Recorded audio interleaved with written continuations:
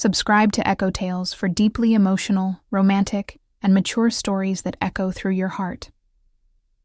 Don't forget to like, share, and comment to support meaningful storytelling. Helen never imagined life would feel so empty, not after all the love she had once known. The walls of her quiet home, once filled with laughter and footsteps, now echoed only with the ticking clock and the occasional sigh she didn't know escaped her lips. It had been 3 years since Mark, her husband, her rock, passed away. And though time was supposed to heal, all it had done was stretch the silence between the days. Her hands still reached out in the morning, expecting warmth beside her. Her eyes still searched the garden for his shadow, especially in the golden hour when everything felt softer, more fragile. Love, as she knew it, had become a memory, until Liam returned. Her stepson, now a man of 26, stood at her front door, one rainy evening, the same rain that once danced on the roof during summer storms they all shared as a family. His hair was damp, his eyes more tired than she remembered. "Hey," he said, holding a duffel bag in one hand, the other tucked in his coat pocket. "Mind if I stay a while?" He didn't smile. He didn't need to. The sadness in his voice felt familiar, like a mirror. She stepped aside without a word, and he entered like a ghost finally returning home. Helen hadn't seen him in almost a year, not since Mark's memorial, where grief clouded everything like fog over a field. Back then, Liam had been distant, polite, and now, here he was, standing in the kitchen the next morning, making coffee like he had never left. Something about his presence stirred a quiet place in her. He looked so much like his father, but different. Broader shoulders, a stronger jaw, a deeper voice, but the same way of tilting his head when he listened, the same soft focus in his eyes when he watched the rain fall. He wasn't the boy she once knew. He was a man now, shaped by sorrow and something she couldn't name yet. As days passed, they fell into a rhythm, shared breakfasts, long silences on the porch, quiet laughs over old memories that neither of them knew they still held on to. Liam didn't talk much about why he left the city or what brought him back, but Helen didn't ask. Instead, she let the space between them fill naturally, slowly, like the soil absorbing rain after a long drought. One morning, as they worked in the garden, something Mark had once loved deeply, Helen caught Liam watching her, not in a strange way, just watching, as if he were seeing her for the first time, not as his stepmother, not as the grieving widow, but as a woman. She looked away, heart stammering in her chest like a moth fluttering too close to flame. "Don't be foolish," she told herself. "He's just lonely. You both are."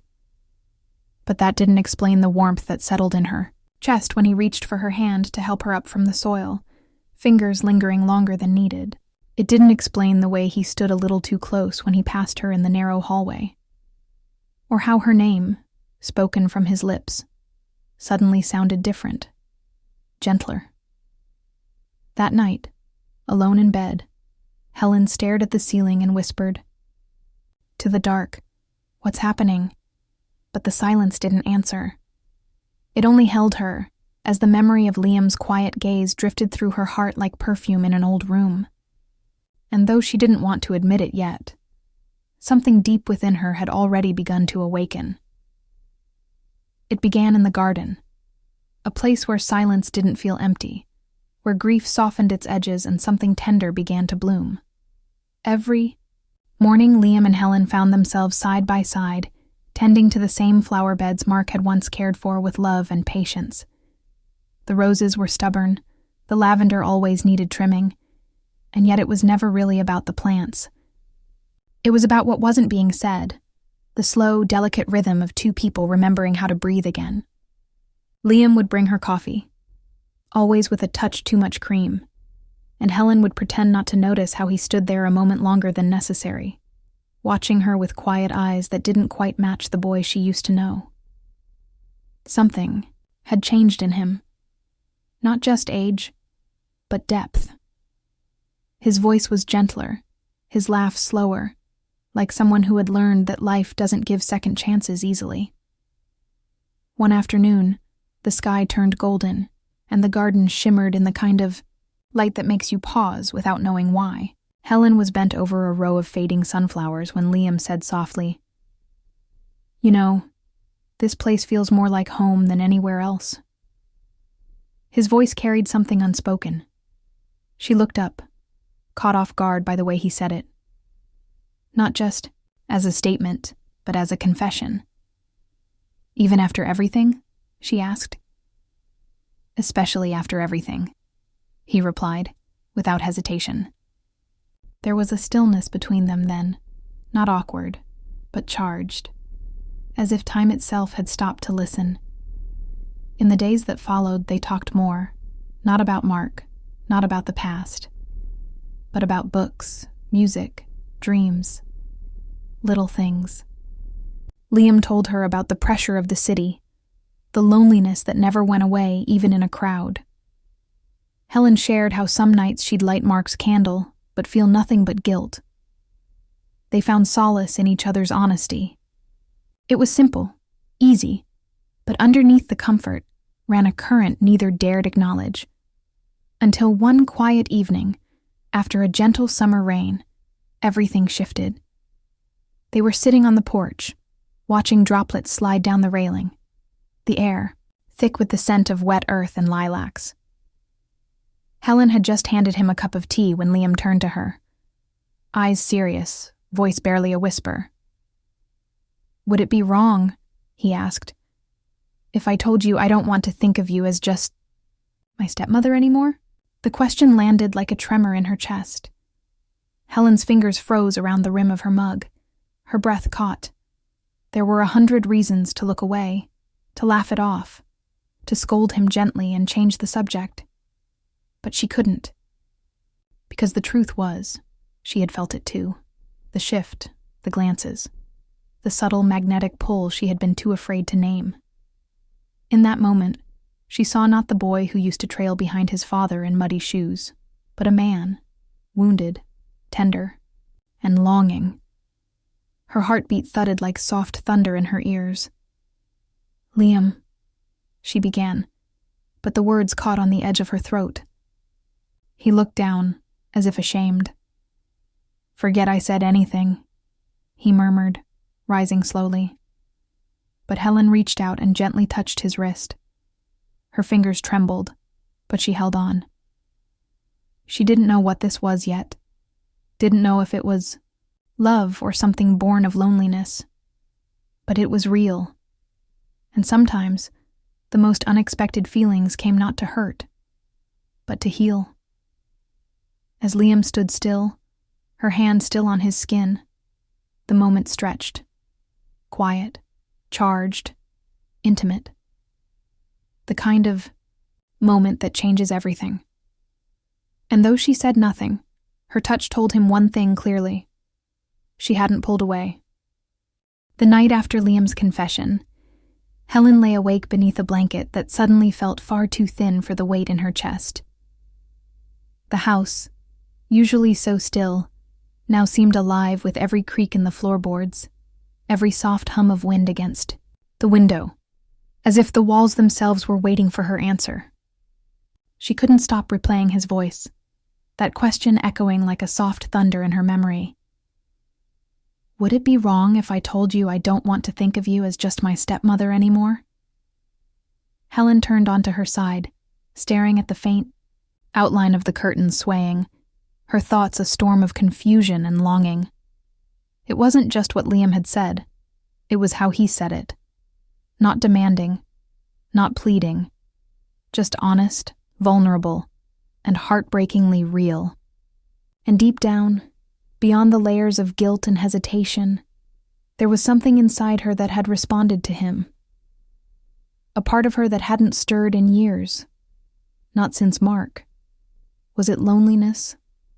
Was it need? Or was it the undeniable connection forming between two souls who had been walking through the same quiet ache for far too long. The next morning, Liam was already in the kitchen, the smell of coffee filling the room like warmth returned. He looked up when she entered, his eyes softer than usual, as though expecting a storm but hoping for calm. He didn't bring up the night before, didn't try to force her hand. And somehow, that made it harder. It would have been easier if he'd just acted strange or pulled away. But instead, he poured her a cup, slid it across the counter, and smiled. Just a small, almost invisible smile that made her heart trip over itself. She took the mug with quiet fingers, her gaze lingering on his hands.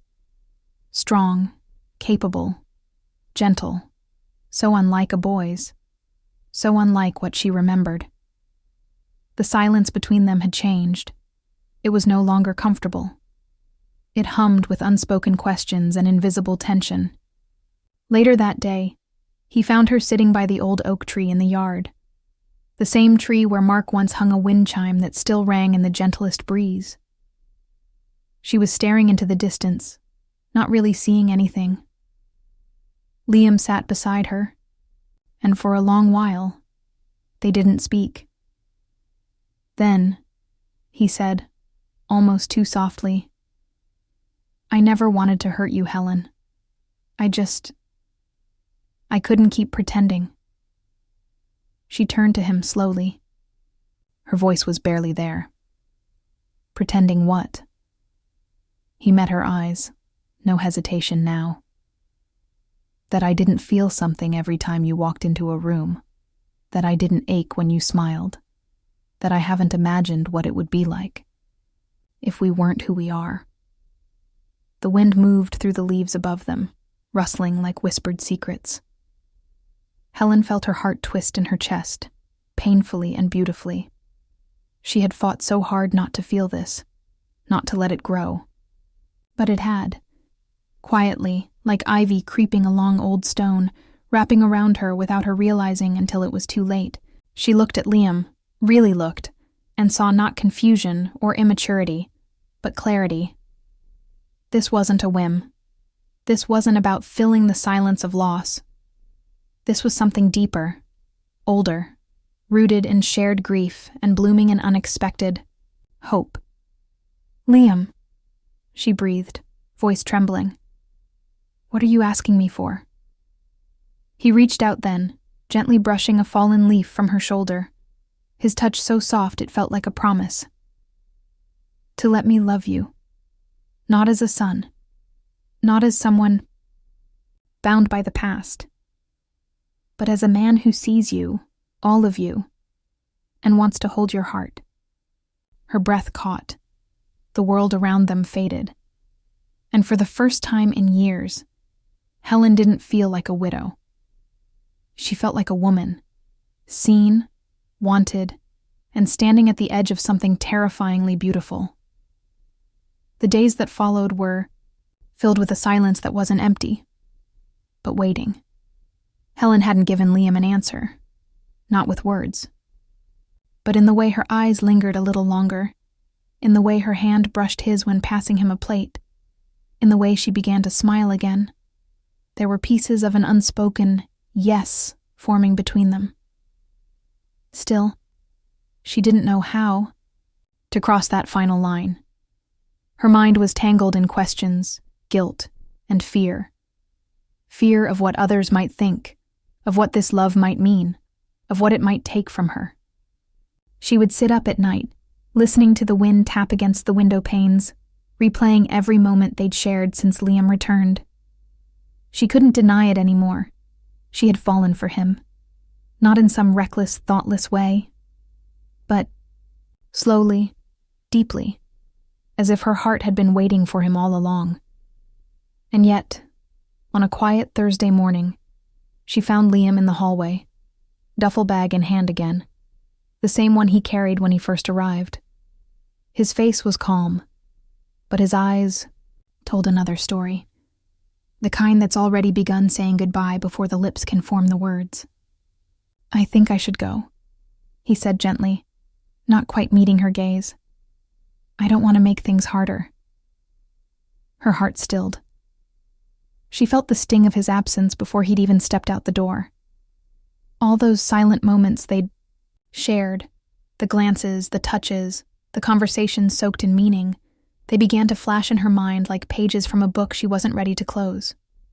And suddenly, it hit her. Love doesn't always come wrapped in familiar shapes. Sometimes it arrives in unexpected forms, in grief, in second chances, in the face of someone you never thought your heart would choose. She stepped forward, her voice low but firm. "Liam, wait." He turned. Their eyes met, and everything they hadn't said was right there, hanging in the air between them like an unfinished song. "You're not confusing me," she whispered, her voice trembling. "You're the first person who's made me feel alive again. And I've been scared of that, scared of what it would mean to let go of the past, to want something so unexpected. But I do. I want you." For a moment, he didn't speak, as if the weight of those words had knocked the breath out of him. Then slowly, he dropped the bag and walked toward her. "Are you sure?" he asked, his voice cracking just a little, like he was afraid to believe her. Helen reached for his hand, fingers interlacing, her touch no longer hesitant. "I've never been more sure of anything." And just like that, the walls between them fell, not in a dramatic crash, but softly, like leaves drifting to the ground at the end of autumn. There was no need for grand declarations, no need to rewrite the past. All that mattered was this moment, two souls choosing each other, not out of need, but out of love. He held her close, and for the first time in years, Helen didn't feel like she was holding on to a memory. She was holding on to something real, something now, something hers. And as the morning sun spilled through the windows, painting golden light across the room, she rested her head against Liam's chest and whispered, "Maybe this love wasn't expected, but maybe it's the one that was meant to find me." And in that quiet, heart-stilled moment, both of them knew. Some loves don't ask for permission. They simply arrive and stay.